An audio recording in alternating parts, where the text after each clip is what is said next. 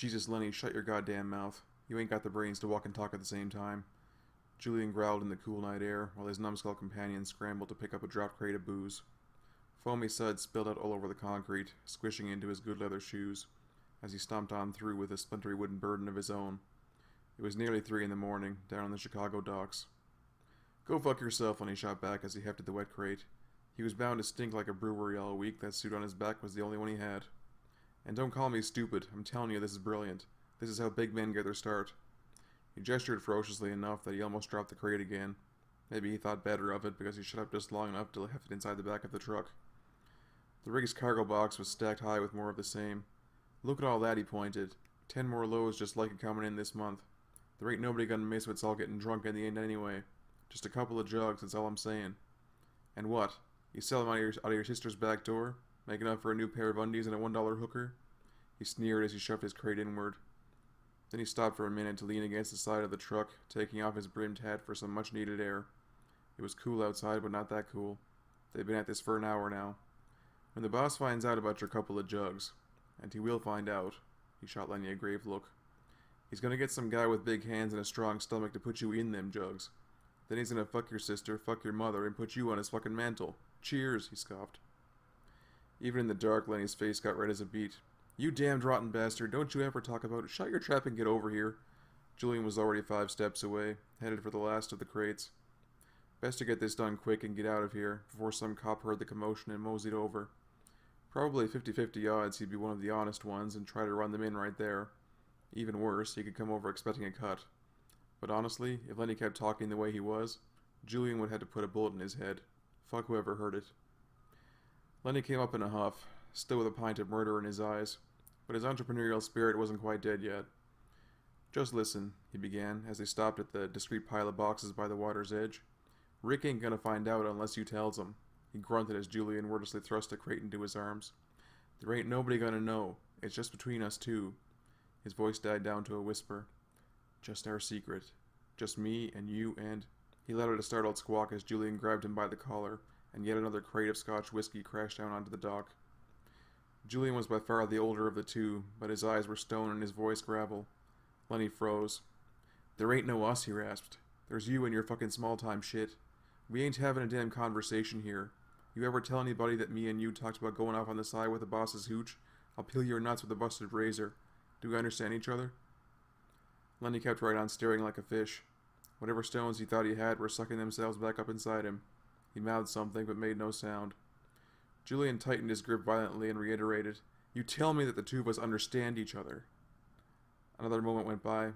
The shocked expression on the man's face faded into puzzlement. Julian, he gasped shakily, do you hear a clock? A clock? A fucking clock?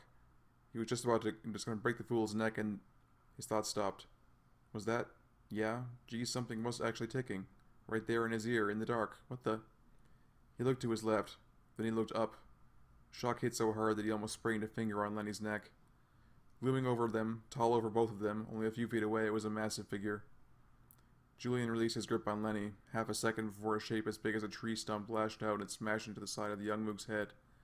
Skin and cheap fabric whipped through Julian's fingers, and then Lenny was gone, little wet bits of flesh and skull ricocheting off his face. He leaped frantically to the side, stumbling over crates, dock lines, and something that might have been Lenny, before he regained his footing. A pair of ruby-red eyes surged after him in the dark, with thunderous footsteps that threatened to shake the dock to pieces. The ticking clock sang somewhere in a chorus of grinding metal. Julian was seasoned, half a lifetime since he tripped a cop and smashed his head in with a rock back on the streets of Brooklyn. Graced the toughest prisons, seen everything twice. He wasn't a man prone to panic, and God help the one who managed to bring some sweat to his brow. Even in a rare bout of shock, instinct filled in the words that his mind couldn't. Shoot it. As the Titan swung his way, Julian darted backward, this time with assuredness. A waving fist, if that's what it was, swept a torrent of air over him. His teeth ground together as his feet contacted the dock, and with a fluid motion he whipped the .45 Colt revolver from its shoulder holster. It swung at him again, but Julian knew these docks. He deftly jumped back, planted his feet, squared his shoulders, aimed for the space between those ruby eyes, and with practiced precision he squeezed the trigger. The .45 round exploded outward from the chamber, sending echoes into the empty night, and for just a moment Julian was fearless once again. It was the steely calm he always felt, as practiced as the shooting of the gun itself. This was the moment when the back of the other guy's head blew off, the moment he grinned with arrogant menace at the dickless onlookers, and sauntered off to enjoy the rewards that came with being a wolf among sheep. This was the moment when he won. Julian didn't win. With a final crashing step forward, the other one reached out and seized him about the neck as he himself had Lenny.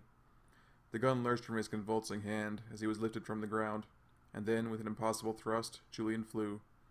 A marvelous and terrifying sensation that lasted but a few seconds, long enough for pain and surprise and a calm realization before he struck the nearby gantry and spiraled down into the harbor.